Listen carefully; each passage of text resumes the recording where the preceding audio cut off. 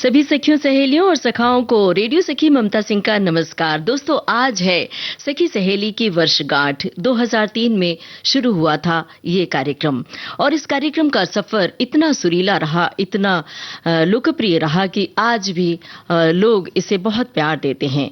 सखी सहेली देश ही नहीं बल्कि दुनिया के श्रोताओं का प्यार मिला है। इस विशेष अवसर पर हमने फिल्म और टेलीविजन की मशहूर अभिनेत्री हिमानी शिवपुरी जी को सजीव प्रसारण में आमंत्रित किया है। हिमानी जी अपनी सहज अभिनय शैली, दमदार संवाद अदायगी के लिए जानी जाती हैं। फिल्म, धारावाहिक और रंगमंच तीनों माध्यमों में हिमानी जी ने अपनी विशिष्ट पहचान बनाई है। तो पूरे विविध भारती परिवार की ओर से हम हिमानी शिवपुरी जी का स्वागत कर रहे हैं। हिमानी जी, बहुत बहुत स्वागत है आज के इस सजीव प्रसारण स्टूडियो में। नमस्कार। नमस्कार ममता जी, थैंक यू, आपने इतना प्यारा स्वागत किया और आपको और पूरे विविध भारती के परिवार को सखी सहेली की वर्षगांठ की हार्दिक शुभकामनाएं और बधाई। हिमानी जी, ये विविध भारती के स्टूडियो में आप आई हैं, इसके पहले भी आप आ चुकी हैं और आज सखी सहेली की वर्षगांठ पर हमने आमंत्रित किया है। तो ये स्टूडियो में आना कैसा लग रहा है और साथ में ये बताइए हमें कि रेडियो से आपका कैसा नाता है, खासतौर से विविध भारती से। देखिए, वैसे तो मैंने फिल्म, टेलीविजन, थिएटर में काम किया है, लेकिन सब माध्यमों का जो पहला माध्यम जिससे मेरा परिचय हुआ या वो रेडियो सबसे पहला। मुझे बचपन की जो यादें हैं इतनी जुड़ी हुई रेडियो से, पुरानी, हम लोग, पापा हमारे घर में तब तक दूरदर्शन नहीं आया था, तो रेडियो पर ही सब निर्भर करते थे, चाहे समाचार हो, देवकी नंदन पांडे जी की आवाज अभी तक कानों में गूंजती है, समाचार वाचक कुंदन लाल सहगल, एक स्लॉट्स होते थे कि पुरानी फिल्मी गाने जिसमें कुंदन लाल सहगल, भूले बिसरे गीत आज भी प्रसारित होता है। हाँ, और वो सुनते थे और भी मजा आता था। बिना का गीत माला, कैसे पता लगता था कौन गाना इतना पॉपुलर है जी। और सबसे बड़ी बात, हमारे घर में पापा और मेरा भाई और मैं भी, चूंकि वो लोग देखते थे तो क्रिकेट के एंथुजियास्टिक बिल्कुल। तो मैं आज भी ये मानती हूँ, जबकि आज तो खैर आईपीएल वगैरह इतना है, आज भी मेरा मानना है कि जो रोमांच रेडियो में कमेंट्री सुनने से आता था वो टीवी तो मैच ही नहीं कर सकता। हालांकि मैं खुद टीवी के मीडियम से हूँ, लेकिन इस तरह से ये लोग समा बांधते थे कि मतलब हमको लगता था कि हम वाकई में ग्राउंड में है, क्रिकेट ग्राउंड में। तो इतनी सारी यादें जुड़ी हुई हैं रेडियो के साथ। हमारे बचपन का अभिन्न अंग था। और बचपन क्या, आजकल जब बहुत सारे चैनल्स हैं, लेकिन रेडियो का भी अभी भी बहुत ही अहम भूमिका है कि हम लोग जब मुंबई में, आपको मुंबई या कहीं भी आप ट्रैवल कर रहे हो तो आप क्या करते हैं कि रेडियो तो साथ में रहता ही है, आपके गाने बजते रहते हैं। तो आई फील कि जो ट्रैफिक की जो धक्का मुक्की है उससे अगर कोई बचाता है तो वो रेडियो ही बचाता है। क्या बात है, बहुत बढ़िया बात आपने कही। और ये जो क्रिकेट कमेंट्री की बात कही है, तो हमें भी याद है कि आंगन के मुंडेर पर एक रेडियो रखा जाता था और गांव के कई लोग, यहाँ तक कि साइकिल से दूर दूर से लोग चल के आते थे कि फला के यहाँ रेडियो है, चलो हम क्रिकेट कमेंट्री सुनते हैं। तो ये याद तो आपने बड़ी तिलिस्मी साझा की है। बताइए कि क्या आपने भी क्रिकेट के चौके छक्के लगाए या सीधे आप देहरादून से दिल्ली की ट्रेन पकड़ लिया आपने? बताइए हमें। नहीं, क्रिकेट में मैं तो ज्यादातर किताबी कीड़ा थी बचपन में, और नाटकों में भाग लेती थी, डिबेट्स करती थी, डांस करती थी। क्रिकेट के चौके छक्के तो मेरा भाई लगाता था, पर चूंकि हम घर में ऐसा माहौल था, और मुझे अभी भी याद है कि क्रिकेट के बारे में जो फैनेटिसिज्म था हमारे टाइम, तो सुनील गावस्कर वगैरह तो भगवान मंदिर में जाके पूजा करते थे, हाय मतलब सुनील गावस्कर सेंचुरी बना दिया। क्या बात है क्या बात है, बहुत बढ़िया। हाथ जोड़ के प्रार्थना किया करते थे। और जैसे कोई भी भारत पाकिस्तान का या भारत इंग्लैंड का कोई भी मैच हो तो भारत जीत जाए, मतलब प्रे कर रहे हैं और कमेंट्री सुन रहे हैं। तो मतलब क्रिकेट का पैशन उस टाइम भी उतना ही था जितना कि अब है। जी बिल्कुल। एक गाना सुन लें, उसके बाद फिर हम और आपकी यादों के गलियारों में चलते हैं और ढेर सारी यादें खंगालेंगे। तो एक गाना बधाई देने वाला गाना है, हम सुनते हैं। जी जी। तब तक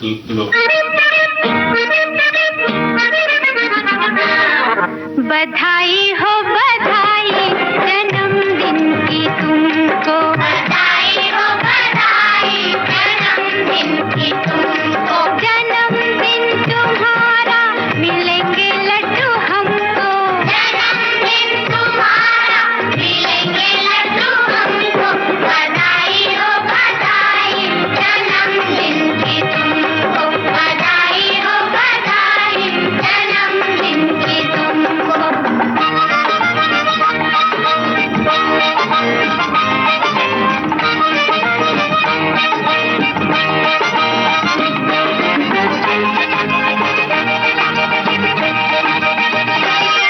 सदा दिल लगा के तू मेहनत से पढ़ना, मेहनत से पढ़ना, पढ़ाई में आगे से आगे ही बढ़ना, आगे ही बढ़ना। अच्छा जी बताओ मैंने ऐसा क्यों कहा, जो तुम पास होगे मिलेंगे लड्डू हमको, जो तुम पास होगे मिलेंगे लड्डू हमको, बधाई हो बधाई जन्मदिन की तुमको, बधाई हो बधाई जन्मदिन की तुमको।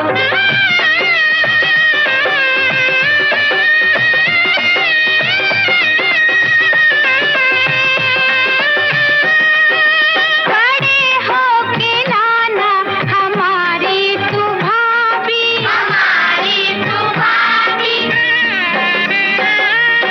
ये जिसकी हो रंगत गुलाबी गुलाबी, गुलाबी गुलाबी। अच्छा जी बताओ मैंने ऐसा क्यों। तो हिमानी जी, ये बधाई हो बधाई गाने में था और हमारे श्रोताओं की ओर से बधाई संदेश की बाढ़ सी आई हुई है और हमारे बहुत सारे श्रोता आपके लिए लिख रहे हैं कि हिमानी जी आई हैं, चार चांद लग गया है विविध भारती के स्टूडियो में।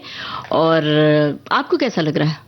मुझे तो बहुत अच्छा लग रहा है। मैंने कहा कि रेडियो से इतना पुराना नाता है, ऐसा लग रहा है कि मायके, जैसे बचपन में हम लोग रेडियो सुनते थे, लगता है कि अपने मायके आ गई हूँ। सही बात है। और ऐसा भी नहीं, मैं आपके प्रोग्राम में 2-3 बार आ चुकी हूँ और दिल्ली में भी करें, देहरादून में भी जब भी जाती हूँ तो रेडियो प्रोग्राम करती हूँ, क्योंकि रेडियो से नाता मुझे बड़ा गहरा है, बहुत गहरा नाता। और आपसे भी बड़ा गहरा नाता है हमारे श्रोताओं का। हमारे बहुत सारे श्रोता लिख रहे हैं कि आपके अभिनय के कायल हैं। एक श्रोता ने लिखा है कि हिमानी जी अपनी सशक्त अभिनय प्रतिभा, सहज व्यक्तित्व और कला के प्रति समर्पण के लिए जानी जाती हैं। हमने आपको फिल्म हम आपके हैं कौन देखी, उसमें आपको देखा। और भी कई फिल्मों के नाम इन्होंने लिखे हैं और इन्होंने सवाल भी किया, हिमानी जी आजकल आप क्या करती हैं और आपकी एक्टिविटीज़ क्या हैं। तो अभी हम ये पूरी आपकी जर्नी के बारे में जब बात करेंगे तो पता चल ही जाएगा हमारे श्रोताओं को।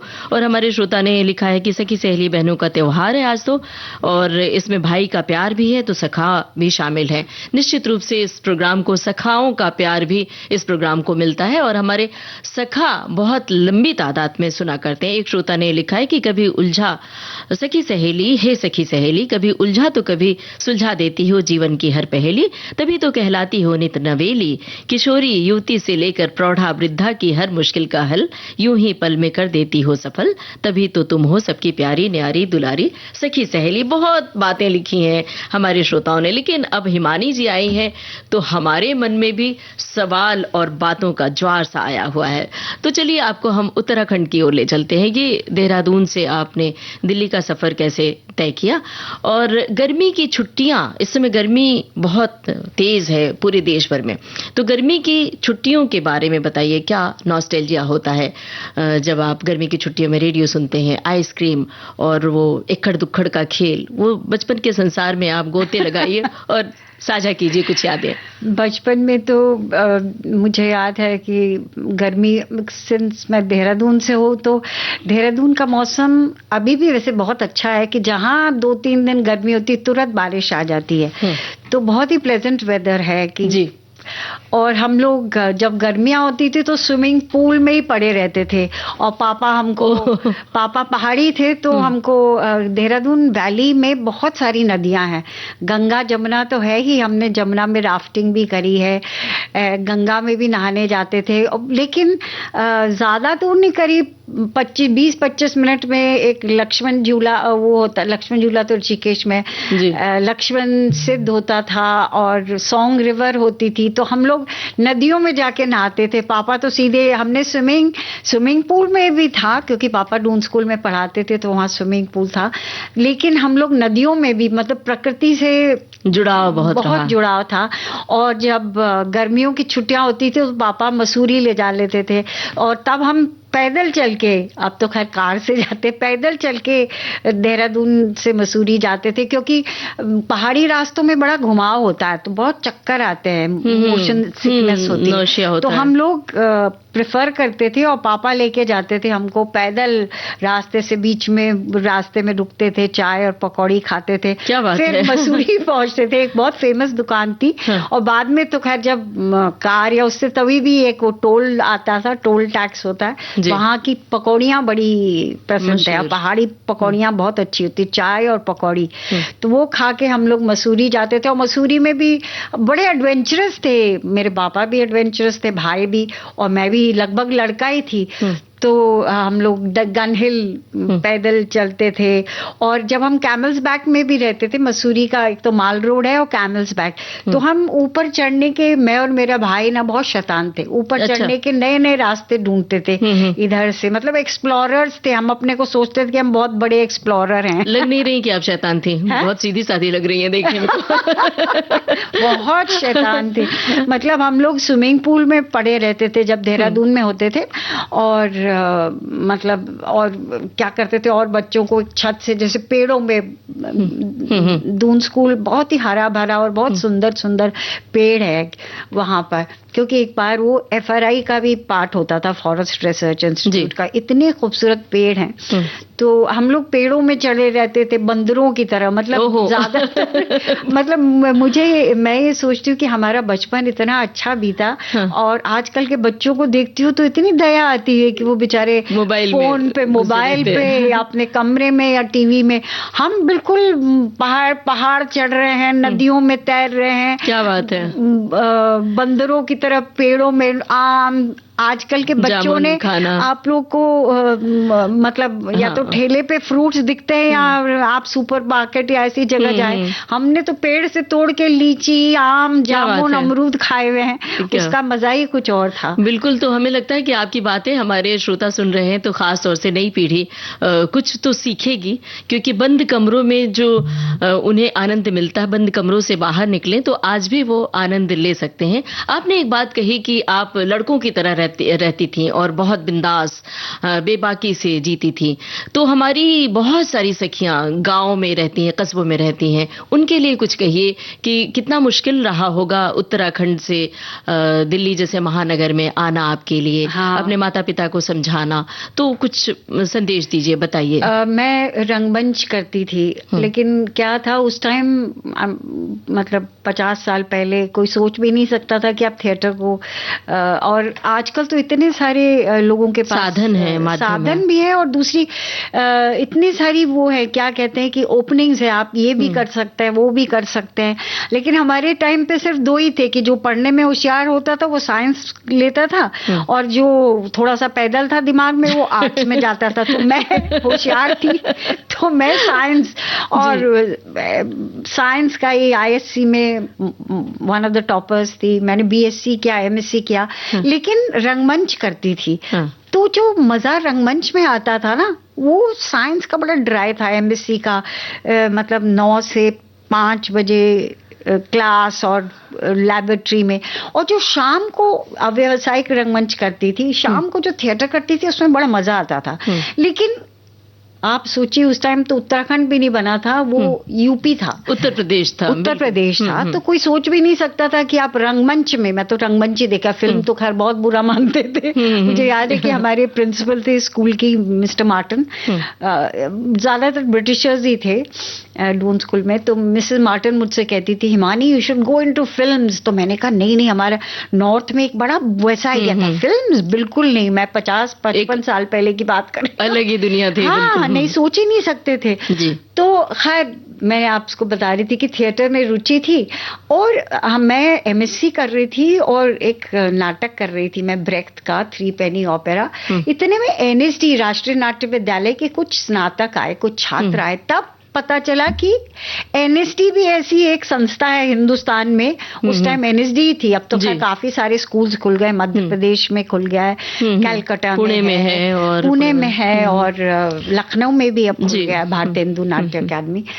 तो उस टाइम सिर्फ राष्ट्रीय नाट्य विद्यालय था। तब पता चला ऐसी एक जगह है जो आपको थिएटर में ट्रेनिंग देती। तब मेरे दिमाग की ट्यूबलाइट जली, तो मैंने तय किया मैं यहाँ जाना चाहती हूँ।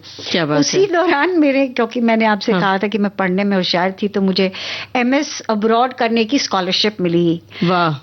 तो मैं वीजा का इंटरव्यू देने गई दिल्ली, साथ में चुपके से एनएसडी का भी इंटरव्यू दिया। ओहो, किसी को बताया नहीं आपने घर में? किसी को नहीं बताया घर में। और जब लेटर आया एनएसडी का सिलेक्शन का, तो मैंने घर में बॉम्ब फोड़ दिया कि भाई मैं तो जा नहीं रही हूँ अमेरिका, मैं तो दिल्ली जा रही हूँ, एनएसडी करूंगी, एनएसडी में।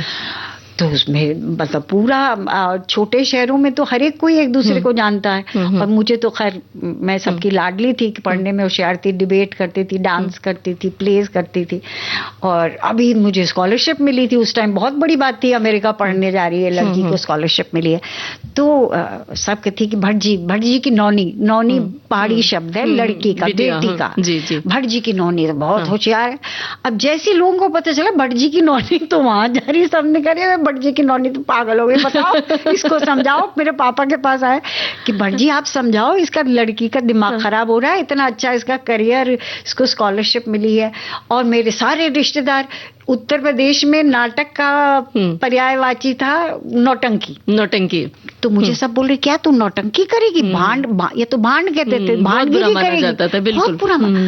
तो पापा ने मुझे समझाने की कोशिश की, लेकिन मेरे पापा काफी ब्रॉड माइंडेड थे। वो खुद ही अपने आप में लेखक थे, डॉक्टर हरिहर शैलेश, वो वहाँ के जाने माने साहित्यकार हैं उत्तराखंड के।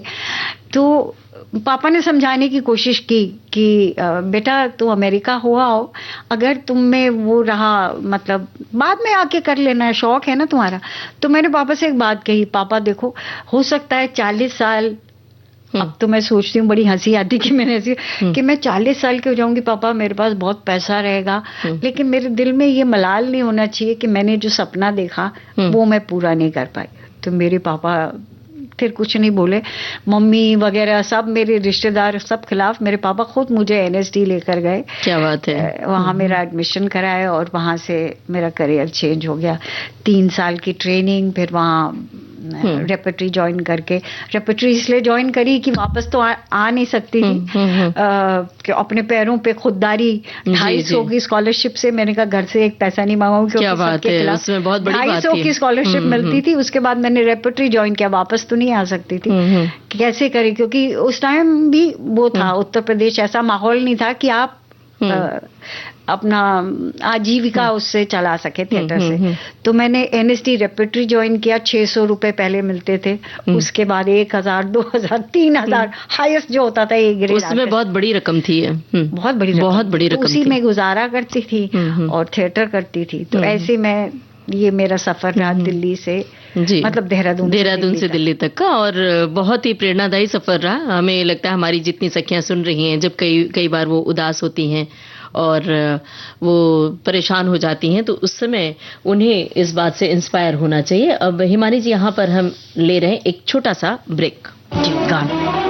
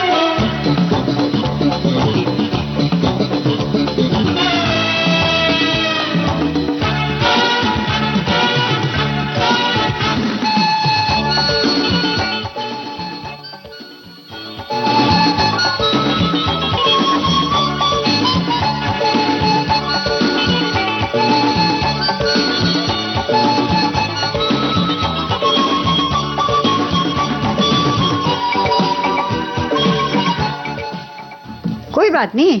दोस्तों, अपने रेडियो सेट पर आपने ट्यून किया है विविध भारती चैनल और ये है कार्यक्रम सखी सहेली और हमारे सामने हमारी विशेष सखी, विशेष अतिथि हिमानी शिवपुरी जी बैठी हैं और बातें इतनी दिलचस्प हो रही हैं कि गाने की बारी ही नहीं आ रही, लेकिन यहाँ पर हम गाना सुनवाते हैं जिसमें हिमानी जी खुद अभिनय किया है। हिमानी जी ने, वैसे उनकी फिल्मों की फहरिस्त गिनाने चलेंगे तो वक्त कम पड़ेगा, तो पहले हम गाना सुन लेते हैं। ये फिल्म हम आपके हैं कौन, और हमारे बहुत सारे श्रोताओं ने भी लिखा है कि हम आपके हैं कौन में हिमानी जी बड़ी अच्छी लग रही हैं। सुनते हैं ये गाना समधन वाला। आज हमारे दिल में, आज हमारे दिल में अजब ये उलझन है, गाने बैठे गाना सामने समधन है। हम कुछ आज सुनाए ये उनका भी मन है, गाने बैठे गाना सामने समधन है।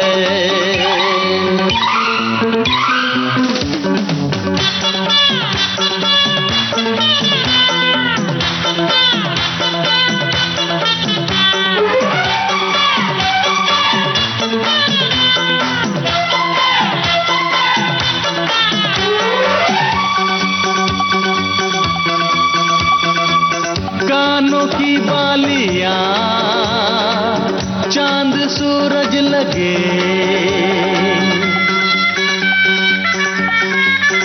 ओ कानों की बालियां चांद सूरज लगे,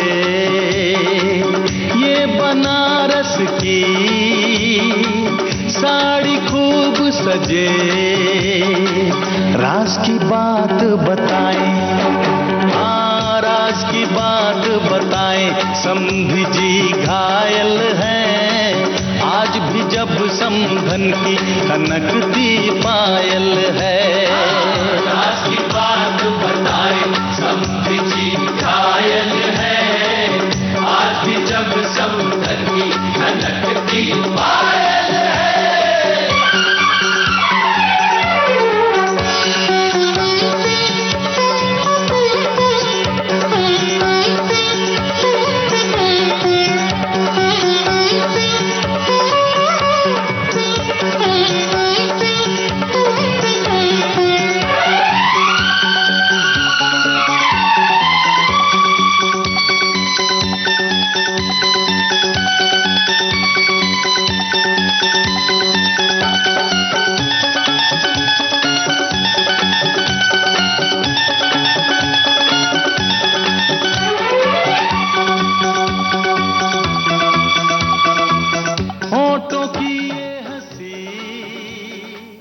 हम आपके हैं कौन फिल्म का ये गाना था, और चूंकि हिमानी जी की बातें आज बड़ी दिलचस्प लग रही हैं और हिमानी जी आई हैं तो गाने तो हम आपको रोज सुनवाते ही रहते हैं, तो गानों के अंश हम सुनवाते चलेंगे, हिमानी जी से बातें करते रहेंगे और आपकी टिप्पणियां भी बीच बीच में हम शामिल करते रहेंगे, आपके सवाल भी। एक श्रोता ने लिखा है कि सखी सहेली शब्द सुनते ही एक सुकोमल भावना मन को छूने लगती है। मुझे याद है जब ये कार्यक्रम नया शुरू हुआ था और मेरे शहर में विविध भारती बहुत साफ नहीं सुनाई देता था। मेरी किचन एक खुले एरिया में थी जहां की खुली खिड़की से सटाने पर थोड़ी साफ आवाज आती थी। मैं 2 बजे किचन से फुर्सत होकर, जो मेरे रेस्ट का टाइम होता था, मैं फिर रेडियो लेकर किचन में पहुंच जाती और वहां प्लेटफॉर्म पर बैठकर सखी सहेली सुनती थी। मेरी सासू माँ मुझे किचन के प्लेटफॉर्म पर इस तरह बैठा देखकर रेडियो सुनते हुए देखती तो कहती, ये अजीब पागलपन है तुमको रेडियो सुनने का। पर आज 20 साल हो गए, मैं आज भी सखी सहेली उतनी ही तन्मयता से सुनती हूँ। हिमानी जी आज इस कार्यक्रम में मंच पर आई हैं, उसके लिए मैं उनका आभार व्यक्त करती हूँ। वे अपनी आंखों से जीवंत अभिनय करती हैं और इसी तरह वे अपने जीवन में सक्रिय रहें। हिमानी जी को ढेर सारी शुभकामनाएं। और भी बहुत सारी टिप्पणियां हैं, हम बीच बीच में शामिल करते रहेंगे। तो हिमानी जी, अब हम एक बार फिर आपकी जर्नी की ओर चलते हैं। आपने बहुत सारी बातें एनएसडी की साझा की, अपने बचपन की साझा की। हमें बताइए कि आपका जो बचपन का गांव है रुद्रप्रयाग, उत्तराखंड का जो भटवाड़ी गांव है, भटवाड़ी, हाँ, वहां पर लोग पलायन कर रहे हैं, तो उसके विकास के लिए उस गांव को आपने गोद ले लिया है, एक बड़ी बात है ये। इसके बारे में बताइए ना, क्या है कहानी है? नहीं, मैं आपको बताती हूँ ममता जी, शुरू से ही मेरे मन में ये था, क्योंकि मैं लगभग आप कह सकते हैं पहली महिला थी जिसने अपने गांव से निकली, जिसने मतलब उत्तराखंड से जो निकली, फिल्म इंडस्ट्री में, थिएटर, रंगमंच में पदार्पण किया। आजकल तो बहुत सारे लोग आ गए हैं and I am very happy to see them, लेकिन उस वक्त मैं पहली थी जी। लेकिन मेरे मन में जब मेरा इंटरव्यू हुआ था, तो उस टाइम कारण जी, बीवी कारण जी डायरेक्टर थे, तो उन्होंने मुझसे पूछा था कि तुम क्या करना चाहती, तो मेरा ये उत्तर था कि मैं अपने क्षेत्र में जाके कुछ काम करना चाहती हूँ जी। तो ये मैं क्या, जब एनएसटी में पढ़ती भी थी, स्टूडेंट थी, तभी भी जब छुट्टियां होती थी तो मैं आती थी, और मैं जो वहाँ के हमारे जो थिएटर के एंथुजियास्टिक लोग थे, काफ़ी सारी संस्थाएं थी, उनके साथ वर्कशॉप लेती थी, जो मैंने सीखा था वो उनको सिखाती थी, और आके नाटक भी करती थी, देहरादून, सहारनपुर, बच्चों के साथ थिएटर वर्कशॉप करती थी। मैं हमेशा कुछ काम करती रहती हूँ, मेरे मन में ये इच्छा थी कि मैं अपनी क्षेत्र के लिए कुछ करूं। अभी फिलहाल जब मैं आई 3-4 साल पहले, एक कॉन्क्लेव हुआ था, जो प्रवासी उनको कहते हैं, जो बाहर रहते हैं उत्तराखंड से, तो उनसे कि आप क्या कर सकते हैं। तो हमारे उत्तराखंड, जैसे आपने कहा कि सबसे बड़ी जो समस्या है वो पलायन की है, मतलब गांव के गांव ऐसे खाली हो गए हैं, निकल जाते हैं लोग शहरों की ओर, क्या करें। और उनको लोगों को ब्लेम नहीं कर सकते, क्योंकि आजीविका के साधन ही नहीं है, और पहाड़ में रहना बड़ा कठिन जीवन है। अभी भी मैं 3 बार देहरादून गई, लेकिन अपने गांव नहीं जा पाई, क्योंकि सड़क ही खराब हो चुकी थी। अब सड़क नहीं है तो कैसे जाएंगे। और गांव में सिर्फ मैं अपने जब गांव में गई, जो मैंने गोद लिया, तो वहां सिर्फ बूढ़े लोग ही ज्यादातर रहते हैं। महिलाएं हैं, 30-35 बूढ़ी महिलाएं, और 3-4 मतलब आई थिंक 10-15 वृद्ध पुरुष थे, क्योंकि जितने भी जो कमाने वाले जो यंग लोग हैं वो चले गए हैं पैसा कमाने के लिए, और जब बच्चों की छुट्टियां होती है गर्मियों की, तब वो आते हैं महीने में एक बार, गर्मी की छुट्टियों में। तो गांव एकदम खाली, घर खाली पड़े हैं, तो मुझे बड़ा बुरा लगा। और मैं बचपन में जब जाती थी तो खेतियां होती थी, खेत खाली पड़े हुए, कोई है नहीं खेती करने के लिए, और वो है, तो मुझे लगा कि भाई कुछ करना चाहिए अपने गांव के लिए। तो मैंने इसलिए गांव अडॉप्ट किया। ये एक सपना है, बहुत जाइगेंटिक टास्क है, बहुत ही ये बड़ा सपना देखा है हिमानी जी। यहाँ पर हम आपको रोक रहे हैं और ले रहे हैं एक छोटा सा ब्रेक, और उसके बाद इस बातचीत को जारी रखेंगे।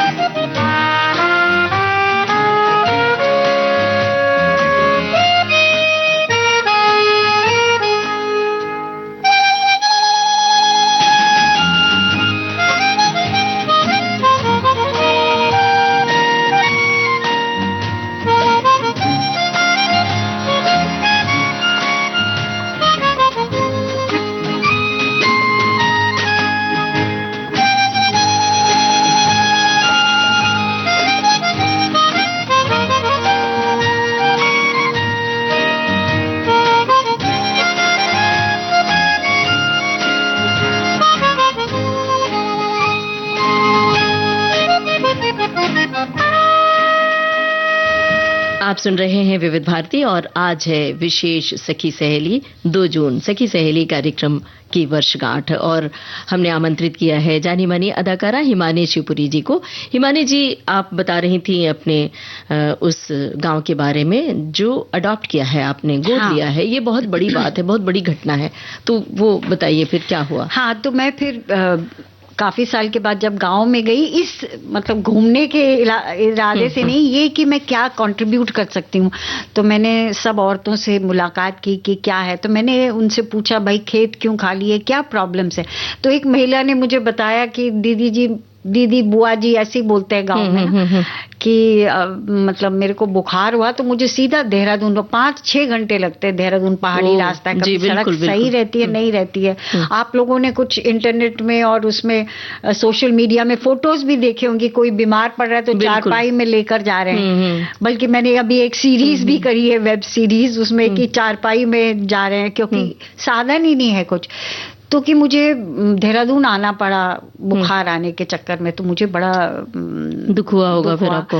और मैंने कहा खेत क्यों खाली पड़े हैं। और मुझे बचपन की यादें में माल्टे बहुत हुआ करते थे। अब एक तो सीजन चेंज भी हो रहा है ग्लोबल वार्मिंग से, मतलब आम लग रहा है, बताओ पहाड़ों में आम लगता ही नहीं थे कभी पहाड़ में, आम लग रहे हैं, माल्टे गायब हो गए।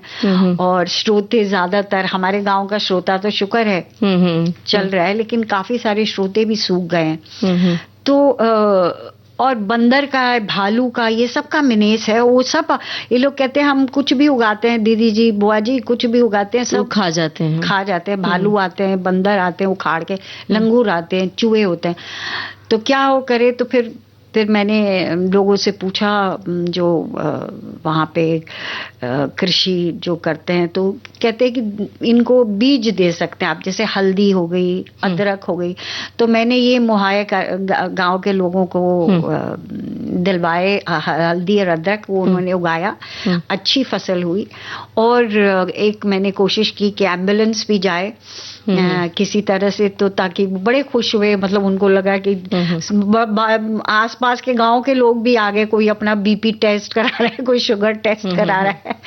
तो धीरे धीरे, और मेरे को यही कहना है ममता जी कि मैंने बहुत बड़ा टास्क ले लिया है। और मैं सच में अब मैं ये सोचती हूँ कि मैं बहुत छोटी हूँ, तो मैं चाहती हूँ कि लोग आए, मेरी मदद करें, ताकि पहाड़ के जो गांव हैं जहाँ पे पलायन की इतनी बड़ी समस्या है, वो फिर से बस जाए, वहाँ पे आजीविका के साधन हो। और एक मैंने बात की है सरकार से, वहाँ पे एक स्कूल है, सरकारी स्कूल, जिसमें मेरे पापा भी कभी पढ़ते थे। उसमें सिर्फ 5 बच्चे पढ़ते हैं, और बल्कि जो स्कूल के टीचर्स वहाँ पढ़ाते हैं, उनके बच्चे खुद वहां नहीं पढ़ते हैं, क्योंकि वहां वो साधन ही नहीं है। क्योंकि आजकल तो इंग्लिश मीडियम के अलावा कुछ करता ही नहीं है, वो संस्कृत महाविद्यालय है। तो मेरा एक सपना है कि उस स्कूल को मैं थोड़ा सा बेहतर करूं, जिसमें एक सेंटर भी बने, औरतें, क्योंकि औरतें ही बची हैं कि वो कढ़ाई बुनाई और कुछ ऐसे काम कर सकती है जिससे उनको आजीविका मिले। और जैसे कुछ गाँव में हो भी रहा है, पहाड़ों में कुछ औरतें काम कर रही हैं, तो ऐसा कुछ मैं चाहती हूँ कि लोग स्वावलंबी बने, उनको नीचे ना उतरना पड़े, पलायन ना करना पड़े, वो घर बैठ के कमा सके। तो ऐसे ये एक लंबा सा सपना है, और ये सचमुच बहुत बड़ा सपना है। और हम विविध भारती परिवार की ओर से इस बात के लिए मुबारकबाद दे रहे हैं और शुभकामनाएं प्रेषित कर रहे हैं कि आप इस मुहिम को आगे बढ़ा सकें, ताकि इतनी सारी लड़कियां खास तौर से जुड़ पाएं। और क्योंकि पहाड़ों पर लड़कियों का जीवन ज्यादा कठिन है, हमने तो ये भी है, सारा काम लड़कियां और औरतें ही करती हैं, घास काटने से लेके जानवर चुगाने से लेके सब कुछ। हमने तो ये भी सुना है कि वहां पर पुरुष वर्ग, बहुत सारे पुरुष वर्ग गांव छोड़कर शहरों में आजीविका के लिए चले जाते हैं, और महिलाएं अकेली रह जाती हैं घरों में। और जानवर जो आते हैं, भालू, बंदर जिसका जिक्र भी किया, शेर तक आते हैं, तो अकेले फाइट करती हैं, लड़ाई करती हैं उनको अपने बचाव के लिए। तो ये पहाड़ों की महिलाओं को हम सलाम करते हैं। बिल्कुल सलाम तो हम आपको भी कर रहे हैं कि आप कहां से आई। पहाड़ी महिलाएं बहुत स्ट्रांग होती हैं। जी। और जितने भी मैं आपको बताऊं आंदोलन पहाड़ में चले हैं, उनमें सबसे ज्यादा योगदान महिलाओं का रहा है। चाहे वो चिपको आंदोलन जो हमारे बहुगुणा जी ने और चंडी प्रसाद भट्ट जी ने चलाया, शराबबंदी आंदोलन, महिलाओं ने ही उसका आगे बढ़कर, सारे पेड़ों से कौन चिपकी थी, महिलाएं ही चिपकी थी। क्या बात है, सचमुच। तो हम इसी बात पर आज आपके हाथों एक पौधारोपण भी करेंगे अभी इस प्रोग्राम के बाद 4 बजे, जब हमारा प्रोग्राम सजीव प्रसारण खत्म होगा यहाँ विविध भारती के परिसर में। और उस पौधे का नाम हम सखी सहेली हिमानी शिवपुरी रखेंगे। तो ये हम सब के लिए गौरव की बात होगी। ये मेरे लिए भी बहुत गौरव की बात है, और धन्यवाद। और पेड़ लगाना ये आपने मुझे कहा, मैं बहुत खुश हूँ, क्योंकि मैं ये चाहती हूँ कि सब लोग अगर एक एक पेड़ लगाए तो ये जो ग्लोबल वार्मिंग और ये जो एनवायरनमेंट इसमें सुधार होने का, क्योंकि हम ये सोच रहे कि सरकार ही क्यों करे, सरकार को भी करना चाहिए, जरूर हम टैक्स दे रहे हैं, लेकिन हमारा भी कर्तव्य बनता है निजी स्तर पर कि हम जो आगे पृथ्वी छोड़ के जा रहे हैं अपने बच्चों के लिए रहने लायक तो रहे। बाप दादे ने जो पेड़ लगाए हैं आम जामुन के, बस वही हम खा रहे, वो भी कट चुके हैं। जी बिल्कुल। तो आज आपने बहुत अच्छा संदेश और बड़ा संदेश दिया है हमारी सखियों के लिए, सखाओं के लिए। यहाँ पर एक गाना सुनते हैं। हालांकि हमारे लिए आपकी फिल्मों से गाना चुनना मेरे लिए बहुत मुश्किल हो गया है, लेकिन फिल्मों की लंबी फहरिस्त है। खामोशी द म्यूजिकल, कुछ कुछ होता है, हम आपके हैं कौन का गाना सुनवा ही दिया, कभी खुशी कभी गम, मैं प्रेम की दीवानी। तो यहाँ पर हम दिलवाले दुल्हनिया ले जाएंगे फिल्म का गाना सुनवाते हैं। जी जरूर।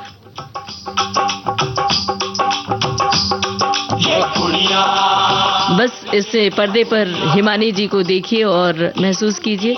वैसे तो फेसबुक लाइव में आप देख ही रहे उन्हें। ये कुड़िया नशे दिया कुड़िया, ये गुंडे गली दे गुंडे, नशे दिया कुड़िया, गली दे गुंडे।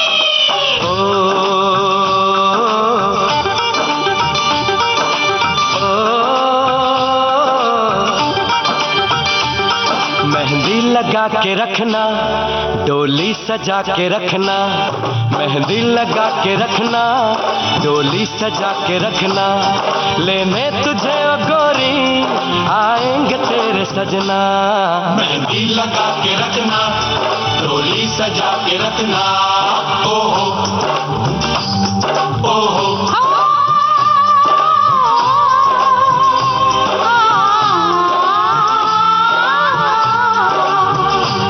सेहरा सजा के रखना, चेहरा छुपा के रखना, सेहरा सजा के रखना, चेहरा छुपा के रखना, ये दिल की बात अपने दिल में दबा के रखना।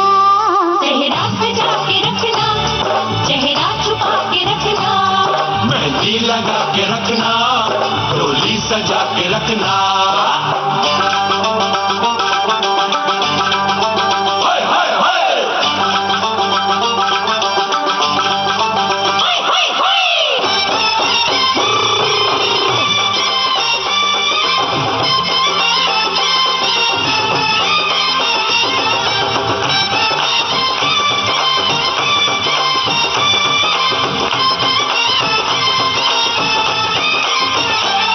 उड़ के तेरी जुल्फें करती है क्या इशारे, दिल थाम के खड़े हैं आशिक सभी गंवारे। छुप जाए सारी कुड़ियाँ घर में शर्म के मारे, गाँव में आ गए हैं पागल शहर के सारे। नजरें झुका के रखना, दामन बचा के रखना, नजरें झुका के रखना, दामन बचा के रखना, लेने तुझे ओ गोरी आएंगे तेरे सजना। मेहंदी लगा के रखना, डोली सजा के रखना, सेहरा सजा के रखना, चेहरा छुपा के रखना।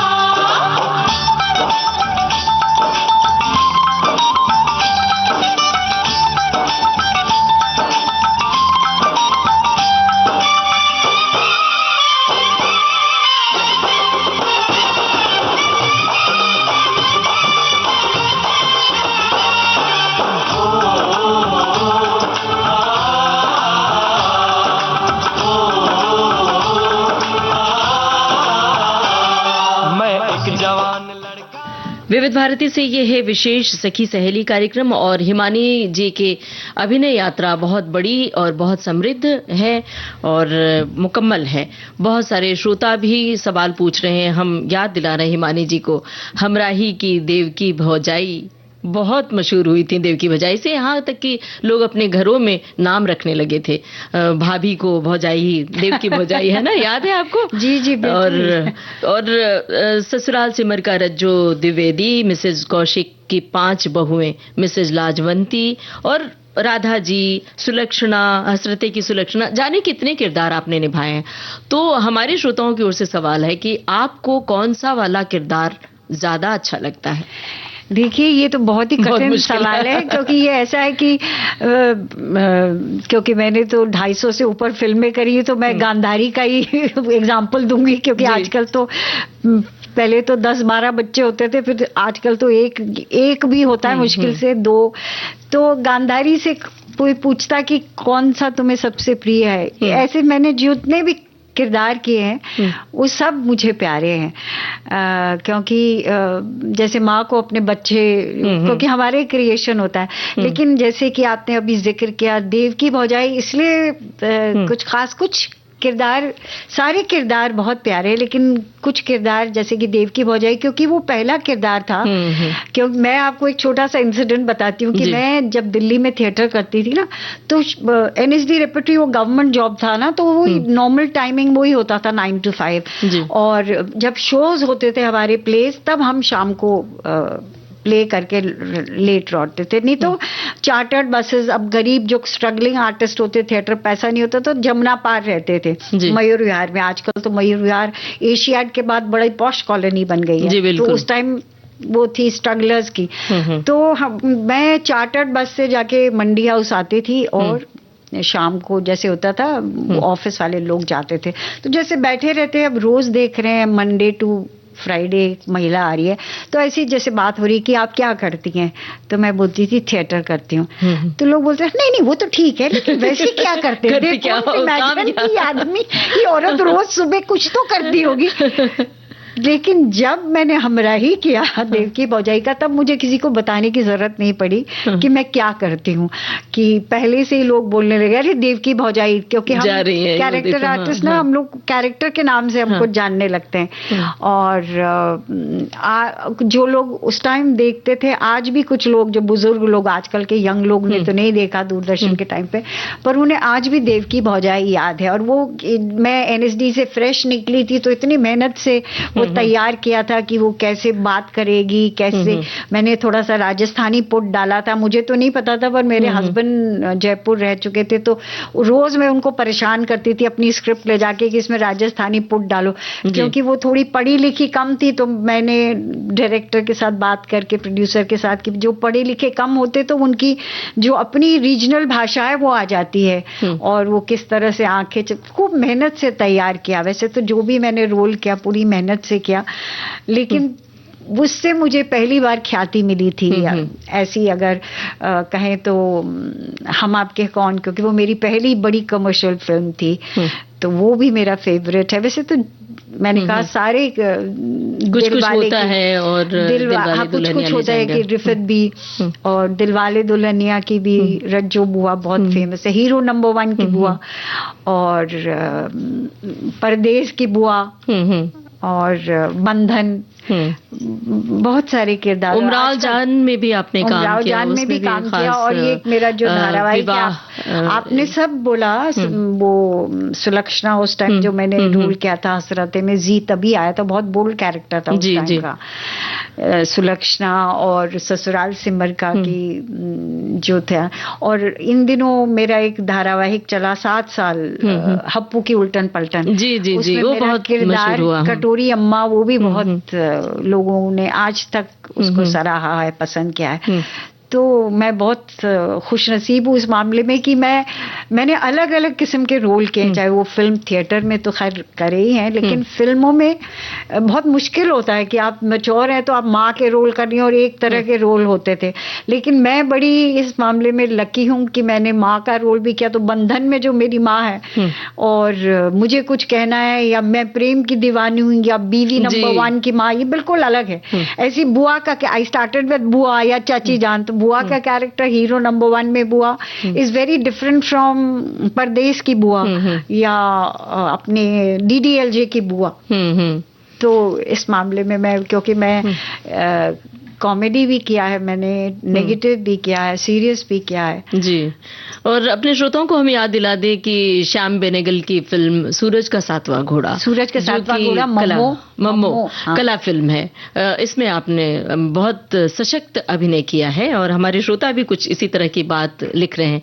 और उसके बाद ये कमर्शियल फिल्में, तो वहाँ एक तरफ कला फिल्म, एक तरफ ये कमर्शियल फिल्में, तो कैसे अपने आप को ढाल लेती हैं? हमारे श्रोताओं की ओर से ये सवाल है कि आप जो विविध किरदार निभाती हैं, तो रोने का, हंसने का, फिर नेगेटिव किरदार, ये सब कैसे एक साथ कर लेती हैं? ये बताइए, राज की बात है ये तो। कोई राज की बात नहीं। ये क्या कहते हैं, हम किरदार करते तो क्या करते हैं, जिंदगी जीते हैं ना, उस किरदार में घुस जाते हैं, उसको जीवंत करते हैं। और हर किरदार, जैसे कि लोग कहते हैं कि अरे आप इतने अलग अलग एक साथ कैसे, क्या हम जिंदगी में कभी हंसते हैं, कभी रोते हैं, और कभी हमारे मन में गुस्सा भी होता है, तो थोड़े नेगेटिव भी हो जाते हैं, तो ये सब हम में है। और हम, ये जिंदगी इतनी बड़ी, मतलब एक थिएटर ही है। शेक्सपियर ने भी कहा है कि all world is a stage. जी, रंगमंच है, रंगमंच है जिंदगी। तो आप देखिए, सारे किरदार आपको आप आसपास मिलेंगे, तो हम लोग क्या करते हैं, ऑब्जर्व करके वही कर देते हैं। ये तो जिंदगी सिखाती है। जी, बिल्कुल सही बात है। यहाँ पर एक गाना सुने, या फिर श्रोताओं की कुछ टिप्पणियां भी आ रही हैं। हालांकि हमारे श्रोता भी आज कुछ ज्यादा उत्साही हैं और लगातार बधाइयां दे रहे हैं। एक श्रोता ने लिखा है कि एक कलाकार के रूप में सफलता और एक इंसान के रूप में संतोष, इन दोनों में आप किसे अधिक महत्वपूर्ण मानती हैं? हमारे एक श्रोता की टिप्पणी है। दोनों तराजू अगर एक साथ बैलेंस हो जाए तो क्या बात है, लेकिन अगर दोनों में से चॉइस करने की बात आएगी तो मुझे लगता है इंसानियत ज्यादा बड़ी है, वो सब ज्यादा बड़ी चीज है। बिल्कुल सही कहा आपने। और अब एक गाना सुनवाते हैं जिसकी फरमाइश आपने ही की है, गाइड फिल्म का गाना। जी, एक अंश सुनते हैं।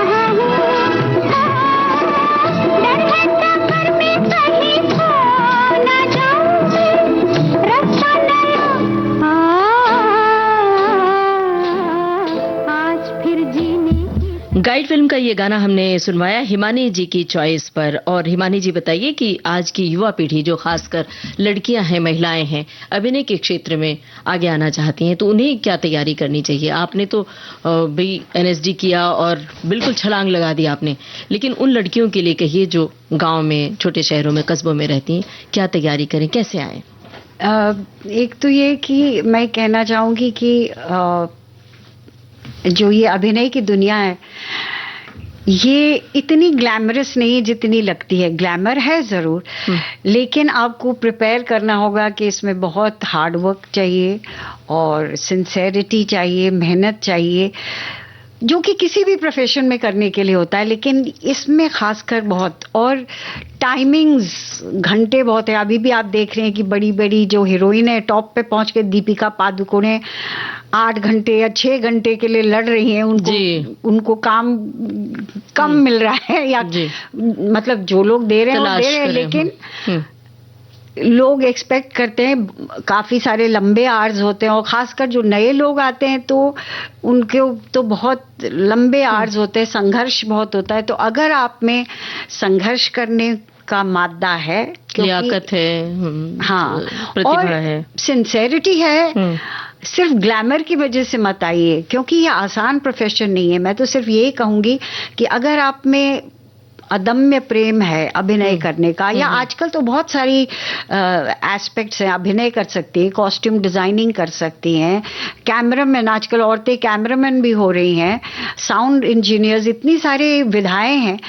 तो अगर आपकी एम्बिशन है तो आपको मेहनत करने के लिए तैयार है तो जरूर आइए। लेकिन अगर आप इजी वे चाहती हैं कि मतलब रातों रात आप स्टार बन जाए, तो सॉरी, फिर तो आपको मतलब कहना तो नहीं चाहिए, या तो फिर कपूर खानदान से होना पड़ेगा या शाहरुख खान होना पड़ेगा। जी बिल्कुल। और आपको मेहनत करने के लिए तैयार रहना पड़ेगा, और अगर आप में टैलेंट है और सिंसेरिटी है और आप मेहनत करने को तैयार है, फिर आपको कोई नहीं रोक सकता, क्योंकि आउटसाइडर्स भी आए हैं, सक्सीड हुए हैं। बिल्कुल। और आपने खुद नाम लिया शाहरुख खान, तो कहीं आप शाहरुख खान भी आउटसाइडर था, अक्षय कुमार जी आउटसाइडर थे, बहुत संघर्ष था इनके जीवन में भी। और कहीं आप सलमान खान की माँ बनती हैं, कहीं इन बड़े जो हीरो हैं इनकी भाभी बनती हैं, चाची बनती हैं। इतने बड़े बड़े रोल आपने निभाए हैं। अब हम छोटे छोटे सवाल आपसे जानना चाहते हैं।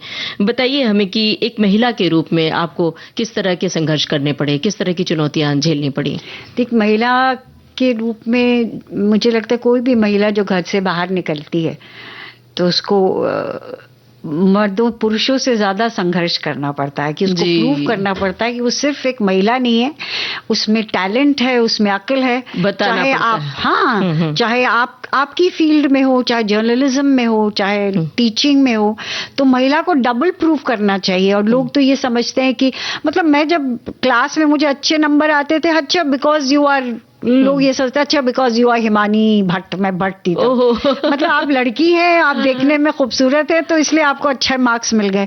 क्यों? हमारी मेहनत कहाँ गई? हमने क्या पढ़ाई नहीं करी, या हम जो रोल करने के लिए तैयारी कर रहे हैं हमको डबली प्रूफ करना चाहिए, करना पड़ता है।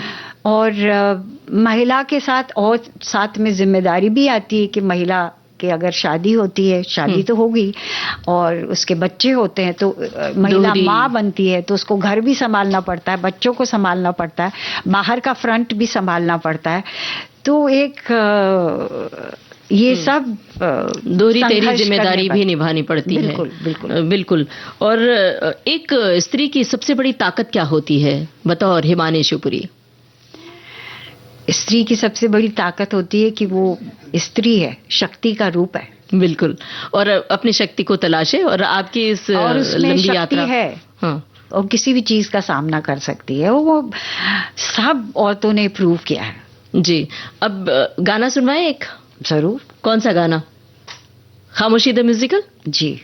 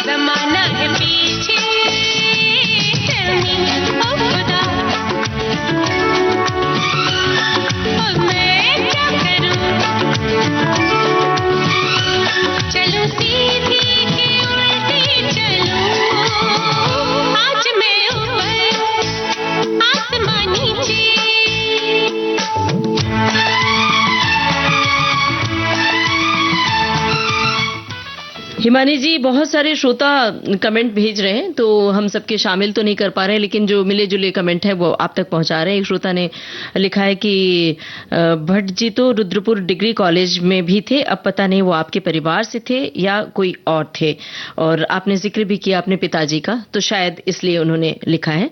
और एक श्रोता ने लिखा है कि आपकी सादगी, मधुर व्यक्तित्व और शानदार अभिनय ने भारतीय सिनेमा को अनेक यादगार किरदार दिए हैं। विविध भारती पर आपको सुनना अत्यंत सुखद लग रहा है। एक श्रोता ने लिखा है कि आपने 4 चांद लगा दिए। एक श्रोता ने लिखा है कि मुझे हिमानी जी के लिए एक वाक्य याद आ रहा है, मेरी मम्मी बिल्कुल हिमानी जी जैसी ही लगती है। तो उनका नाम भी हम लोगों ने हिमानी मम्मी, एक मामी, हिमानी मामी रखा है। तो हिमानी जी को देखकर आज मुझे बहुत अच्छा लग रहा है और बहुत सारी शुभकामनाएं आपके लिए दी हैं। कुछ श्रोताओं ने पूछा है कि इन दिनों आप क्या कर रही हैं? सबसे पहले तो बहुत बहुत धन्यवाद मैं श्रोताओं का करना चाहती हूँ। और मैं इतने साल से इस फील्ड में हूँ, 40 साल से ऊपर हो गया है।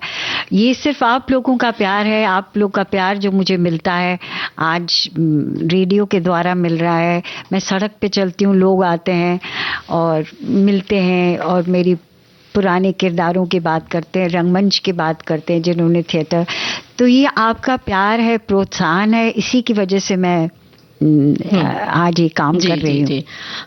हिमानी जी, आपकी अभिनय यात्रा और आपकी निजी यात्रा इतनी दिलचस्प है, हमें तो लग रहा है कि अब ये बातचीत खत्म ना करें।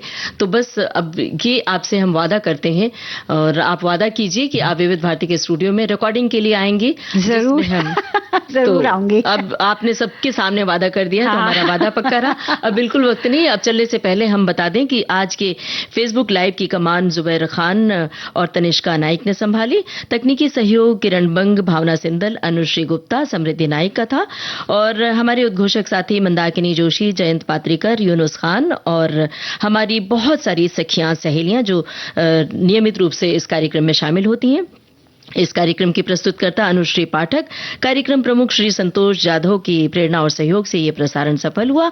और head of the engineering Rajesh बेलदार सर और इंजीनियरिंग डिपार्टमेंट के हमारे अधिकारी सोपान तायडे जी, और साथ में किशोर, किशन, एकता और हमारी विविध भारती की पूरी टीम, हमारी जो सखियां हैं इस कार्यक्रम में नियमित रूप से आया करती हैं। विविध भारती के फेसबुक पेज पर आपसे अभी थोड़ी देर बाद मुखातिब होंगी, तो विविध भारती के फेसबुक पेज को आप का दामन थामे रखिए। फिलहाल अब हम इजाजत ले रहे हैं। आप सभी को रेडियो सखी ममता सिंह का नमस्कार। हिमानी जी, आपका बहुत बहुत शुक्रिया। नमस्कार।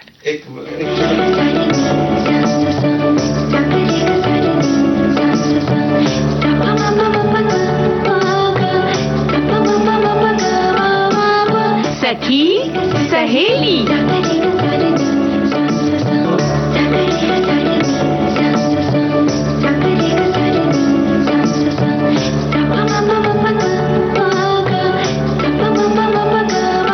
सखी सहेली।